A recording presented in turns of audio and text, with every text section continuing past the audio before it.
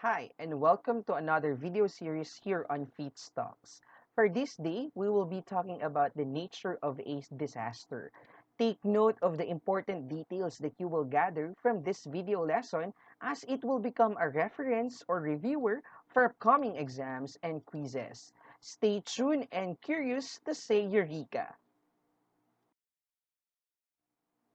Here are the objectives of our lesson.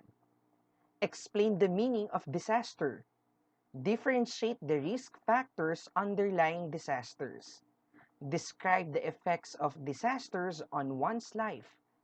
Analyze disaster from the different perspectives: physical, psychological, socio-cultural, economic, political, and biological. For our first topic for this video lesson, we will be talking about regarding with the Philippines to its geographical location and its relationship to disaster. So I think you are now ready to listen. Let's dive in. Philippines as a disaster-prone country. As we all know, Philippines is in the Pacific Ring of Fire. This is the area in the planet wherein seismic and volcanic activity is very active. In addition, this is also the area wherein tropical cyclone is formed and our country is one of its pathway. Because of this, our country, Philippines, is vulnerable in different types of disaster as our country's geographical location is exposed to different hazards. In addition, on this map, you can see here the seismic activities happen in the Philippines throughout of the history. The dots represent the frequencies of earthquake that occur in the Philippines, and the color of the dots represent the depth of the origin of the earthquake. The shallower the epicenter, the greater the impact. We can conclude here that the Philippines is vulnerable in geologic hazards that can have a great impact to different aspects of human lives. We can also say that on every islands of the Philippines, earthquakes are repetitively occurring, making it one of the deadliest disasters in the country. On this map, you can also see here the location of different volcanoes, whether active and inactive, here in the Philippines. This is also one of the characteristics of being situated in the Pacific Ring of Fire. The presence of volcanoes in the Philippines added its vulnerability in having disaster, not just only by earthquake, but also another internal force brought by nature. Moreover, our country is also located in the Pacific Ocean, which is the main generator of tropical cyclone or typhoon, making our country susceptible to this kind of hazard.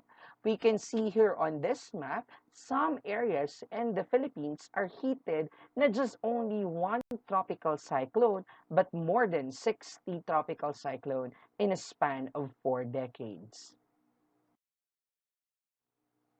Now, let's try to analyze this table. So from all of the data that we have presented, our country, the Philippines, has been ranked as third most exposed and at risk country in different hazards together with Vanuatu and Tonga. This data provide us knowledge and basis that we as a country should become more resilient and adaptive through proper education, awareness, and preparedness to different hazards and disaster that may come in our country. This is also the reason that we Filipinos should not be complacent on just knowing the theories about disaster. Instead, we should also know the nature of it and obviously how we will prepare ourselves in case that we are caught in the middle of a disaster. This lesson and subject will provide deeper understanding about disaster risk, response, and possible mitigation on the impact of disaster to human lives. Before we proceed to other important aspect of our lesson, let's have defined first the meaning of disaster, hazards, and risk. Usually, we interchange the meaning of these three terms: hazards, risk, and disaster. But actually, these three terms are totally different to each other. So let's begin first with hazards. So when we say hazards, these are dangerous phenomenon, substance, human activity, or condition that may cause loss of life, injury, or other health impacts, property damage, loss of livelihoods and services, social and economic disruption, or environmental damage. These are also the events that might or perceive can cause harm, destruction, or even death. In general term, we can say that hazards is equivalent to the meaning of danger. We can also say that these are our perceived meaning of danger. Now that we know that hazard is equivalent to the meaning of danger, what is now the meaning of risk? Risk is the exposure to hazard.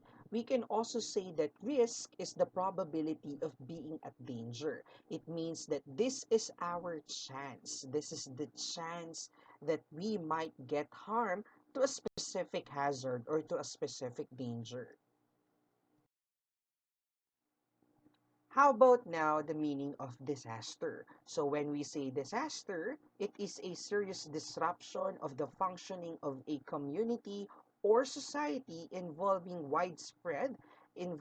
human, material, economic, or environmental losses and impacts which exceeds the ability of the affected community or society to cope using its own resources. If we will compare the three terminologies, hazard is danger, risk is the exposure to hazard or the probability of getting harm, while disaster is the total impact or the total effect of the combination of hazards and risk. We can also say that disaster is a combination of the following factor. The first factor is the exposure to hazard or exposure to a particular danger. That is also the reason why there is signages or there is an instruction to a specific area wherein it's stated all the possible danger that we might get to that specific area. The reason of that is to prevent disaster. The second factor is the condition of vulnerability. It means that who are the people exposed to this kind of hazard? Who are the people who are exposed to this kind of danger? And the last factor is insufficient measurement for its reduction. It means lack of awareness, lack of preparedness, and obviously how we will reduce the possible disaster that might happen to that specific hazard. Now, let's move to the second topic of our video lesson. What are the risk factors underlying disaster? These are the different factors or possible causes why we are experiencing disasters or the reasons behind of a disaster. This topic is extracted from the website of UNDRR or United Nations Office for Disaster Risk Reduction. Join me once again for this wonderful lesson. Now, let's enumerate all of the statement given by UNDRR regarding with the underlying disaster risk factors. According to them, the first factor is poverty and inequality. So, paano nga ba naging reason ang poverty and inequality para magkaroon ng isang disaster or mag-lead ito sa isang disaster? Obviously, ang kahirapan at ang inequality ay magli-lead sa isang disaster dahil ito ay nagiging reason para magkaroon ng limitadong access sa edukasyon na siyang nagbibigay ng information at ng facts at nagtuturo sa isang tao kung paano makakaligtas sa isang disaster or even reduction on disaster. Obviously, this also the reason kung bakit magkakaroon din ng inequality on government services. And because of this inequality in government services, dito na ngayon papasok yung limitadong access ng tao pagdating sa iba't ibang paraan paano sila matutulungan kapag nagkaroon ng disaster. And because of this reason, mas lalong tumataas yung mga taong maaapektuhan, yung mga community na maapektuhan kapag magkakaroon ng disaster. Kaya napakahalaga na dapat sa isang bansa o sa isang nasyon, mabigyan ng solusyon ang kahirapan at ang inequality upang magkaroon ito ng mas magandang disaster response. The second factor underlying disaster, obviously, is climate change. So, paano ang climate change nagko-contribute sa isang particular na disaster? As we all know right now that climate change is really prevailing. Diba? Nararamdaman natin ngayon yan na nagbabago na talaga yung panahon, nagbabago na yung klima natin dahil sa iba't ibang factor na tayo ding mga sangkatauhan ang gumawa. And because of these climate changes, lahat ng scientific data natin, lahat ng scientific techniques, lahat ng scientific tips na alam natin ay magbabago din. Dahil kailangan din itong mag-adapt doon sa pagbabago ng klima natin.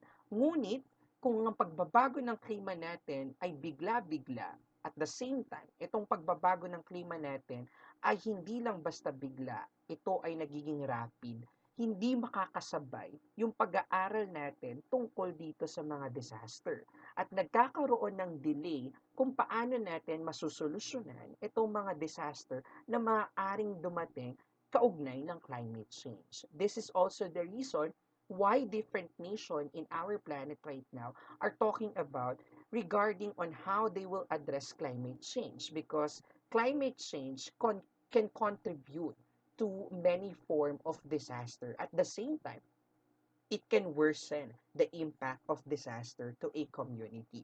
Like what is happening right now in our country. A good example is the Super Typhoon Yolanda and of course the Super Typhoon Odette. Because of this supernatural calamities that hit our country, and of course, merong malaking contribution dito si climate change, hindi agad-agad nasusolusyonan. At the same time, hindi nagkakaroon ng magandang response yung ating gobyerno dahil hindi rin nakakapag-adjust on time yung ating mga scientific basis brought by these rapid changes in our climate.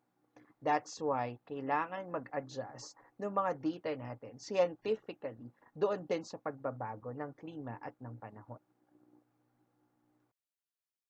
The third underlying disaster risk factor is the rapid and unplanned urbanization. Yes, urbanization is very good to hear in our ear. At the same time, maganda ring marinig ang urbanization because urbanization is almost equivalent to development. But we also take note that development should be planned. Kapag ang isang bagay ay hindi naging planado, katulad ng pagtayo ng syudad, paggawa ng mga community, pagbibigay kung paano magkakaroon ng magandang community by means of its infrastructure, by means of its environmental friendly infrastructure, lahat ito ay nagko-contribute para magkaroon din ng disaster sa isang community. Tandaan natin na kapag ang isang community ay hindi na plano ng mabuti kung paano ito gagana, kung paano ito magkakaroon ng iba't ibang infrastruktura, maaaring itong mga infrastruktura na itatayo natin ay mag-contribute din sa isang disaster. Kaya dapat bilang isang nasyon at yung ating gobyerno ay magkaroon din ng mga programa upang magkaroon ng magandang plano yung ating mga kalungsuran kung paano magkakaroon ng efficient at ng sustainable na paraan yung ating mga lungsod para magkaroon ng mas maganda at mas lesser na impact ang disaster sa bawat nakatira dito sa mga community na ito. The fourth underlying disaster risk factor is the lack of disaster education and management.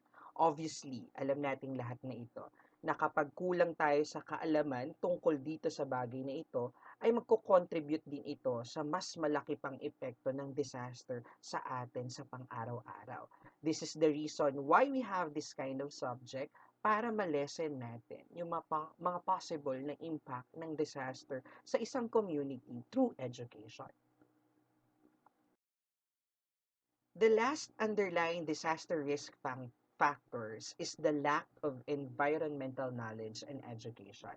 Dito, sa usapin na ito, dapat nating maunawaan paano nga ba talaga gumagana ang ating planeta. Ano nga ba ang role ng tao sa ating planeta? At higit sa lahat, paano matutulungan ng tao ang ating planeta na mapahaba pa nito ang kanyang buhay? Higit sa lahat, paano tayo makakatulong sa ating planeta upang mabawasan yung mga waste na napoproduce natin. At the same time, itong mga bagay, itong mga factors na maaaring magbago doon sa ating klima. This is the reason why there is a subject called environmental science para malaman ng mga tao at malaman ng mga mag-aaral kung gaano ba kaganda ang ating planeta at kung paano gumagana ang ating planeta. On that manner, we will have this foundation on how we will help our own planet to survive and of course to adapt to our planet itself. Now, let's go to the next topic of our video lesson. What are the impact of a disaster in our community? These are the impact of disaster to ourselves and of course to our community. The first one is obviously the loss of life, injury, whether it is physical or mental, different diseases that might be born out of that disaster, damage to property, negative effects on physical, mental, and social well-being of a person, destruction of assets, loss of services, whether it is about social services or cultural by means of services. We can also have an impact on social, economic, and environmental degradation. We can see here that disaster is not just only an effect to a specific individual, but its impact transcend beyond to the individual person, but to the whole community itself.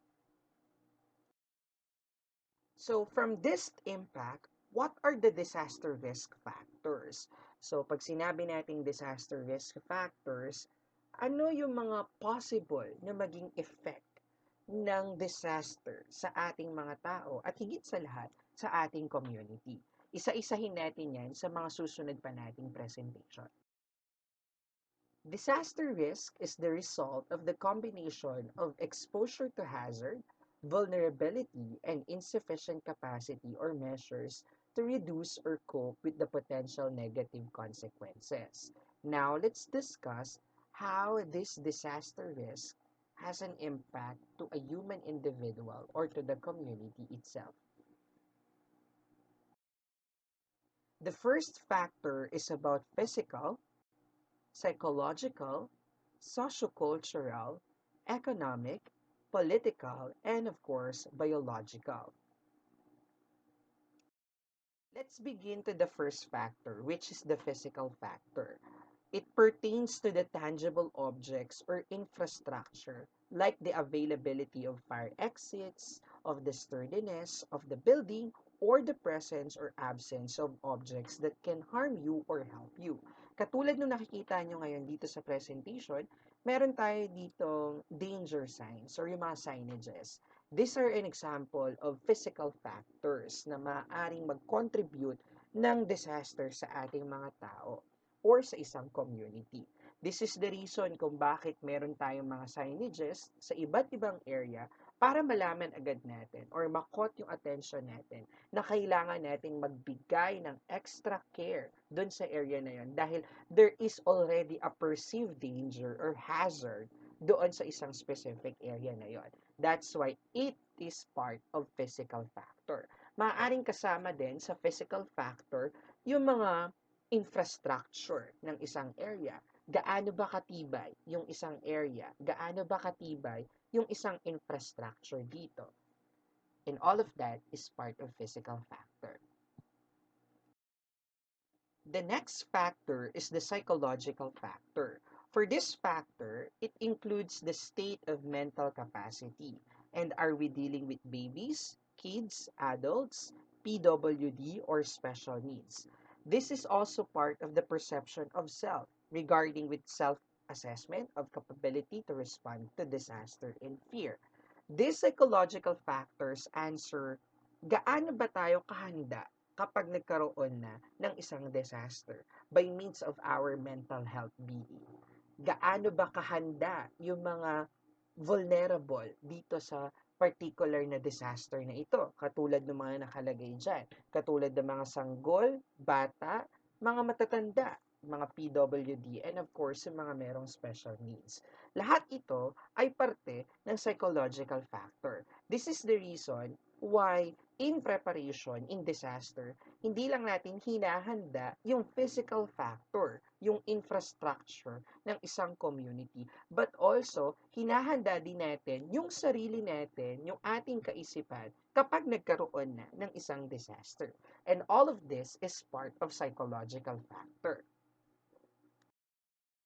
The next factor is socio-cultural factor. This includes our religion, social status, tradition, perception by society, etc.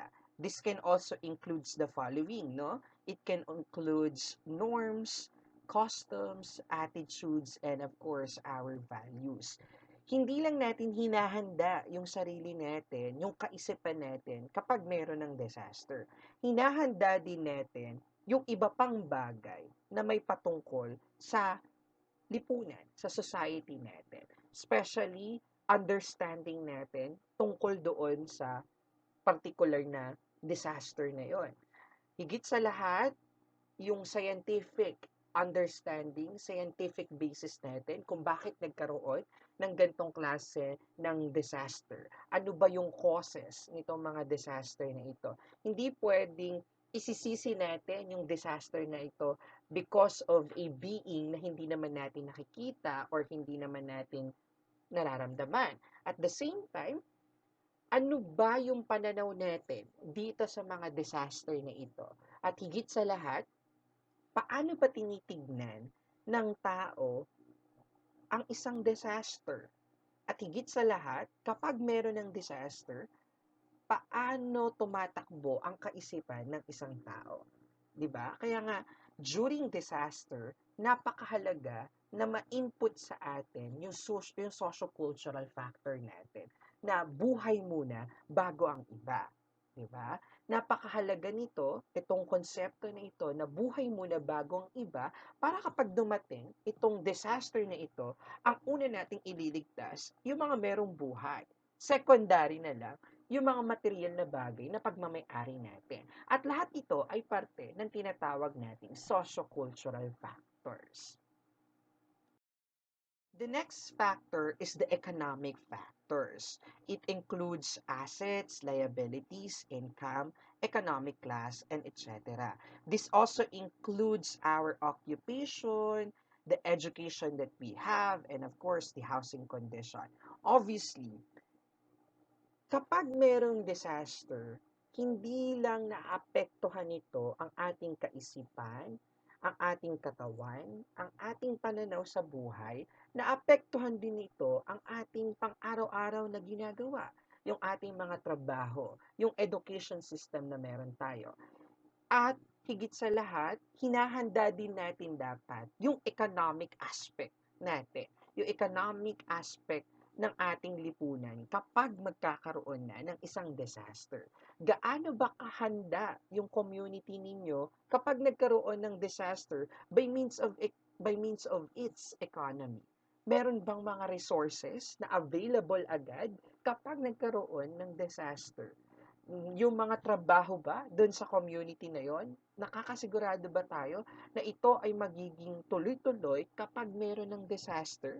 Yung mga pasahod sa mga tauhan na nagtatrabaho doon sa loob ng community, nakahanda rin ba ito kapag nagkaroon ng disaster? And all of that is part of the economic factors. The next factor is the political factor. So obviously, as based to the pictures that you see in our presentation, it includes the government structure, the diplomatic issues, and etc. Paano ba gumagawa ng aksyon yung gobyerno patungkol sa disaster at higit sa lahat sa disaster response? Ano bang itsura or istruktura ng gobyerno natin upang mapabilis yung pagbibigay ng disaster response doon sa mga taong naapektuhan, sa mga community na naapektuhan ng disaster na ito? This is the reason why I put here the image of the Malacanang Palace, which represents the executive, and of course, the Congress of the Philippines, which represents the legislative. Because hands-on dapat itong dalawa na ito patungkol sa pagbibigay ng solusyon sa disaster risk at disaster response. Ano yung mga batas na kulang na pwedeng gawin para makatulong dun sa community kapag merong disaster response. At higit sa lahat, paano gagalaw yung buong executive department patungkol dito sa disaster response. Not just only about the laws written on our Constitution or made by our Senate or by the Congress, but also paano didiskartehan ng executive department yung disaster response na yon. And obviously, is the United Nations. Paano yung bansa natin makikipag-cooperate sa iba pang bansa, sa mga kapitbahay nating bansa, at sa mga organization sa labas ng bansa natin upang mapabilis yung disaster response. Napakahalaga na kapag nagkakaroon ng disaster, hindi lang yung bansa natin yung nag-e-effort to solve this particular disaster, but also the other nations are being attached to disaster response, especially kapag sobrang laki ng impact ng disaster na iyon. The last factor is biological factors. It includes the flora and fauna in environment, health, diseases, and etc. Tandaan natin na sa isang disaster, hindi lang yung tao yung naaapektuhan. Dapat natin tong isa-isa. Kapag nagkakaroon ng disaster, the animals can be also affected at the same time our own environment. As you can see on the picture that I have included here on our presentation, some animals are being trapped kapag nagkakaroon ng disaster. And suddenly, yung mga animals na ito, especially yung mga pets natin, na naiiwan natin kapag may mga disaster, nag-e-end sila sa death. Tandaan natin na kapag may disaster, hindi lang tao yung dapat nating isalba. Dapat pati yung mga hayop, kailangan din nating isalba from this kind of disaster. At the same time, here on this picture, you can see here the impact of disaster to our environment.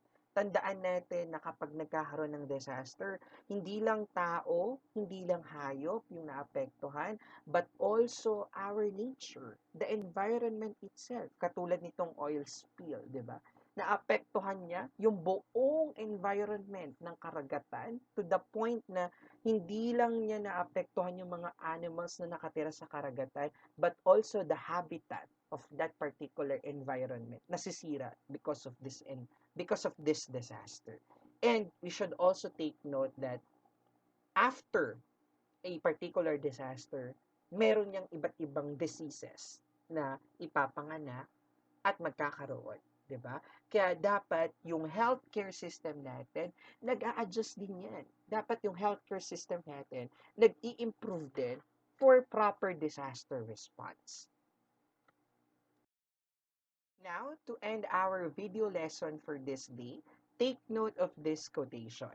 Disaster is not just a phenomena of our planet, but it is also can be induced and its impact transcend beyond to our imagination. Based to the lessons that we have gathered from this video lesson, nakita natin kung gaano kalaki yung epekto ng disaster sa ating mga tao, sa environment, at sa ating mga kahayupan. Hindi lang ang disaster ay bilang isang disaster, ang disaster ay merong malaking epekto sa buhay natin. Kaya dapat matuto tayo mga tao na magkaroon ng tamang pananaw, ng tamang karunungan tungkol sa disaster upang sa huli ay maging handa tayo kapag dumating na ang isang disaster. So this is the end of our video lesson. See you next week for another video lesson here on our subject. Thank you so much for listening. And of course, don't forget to study well.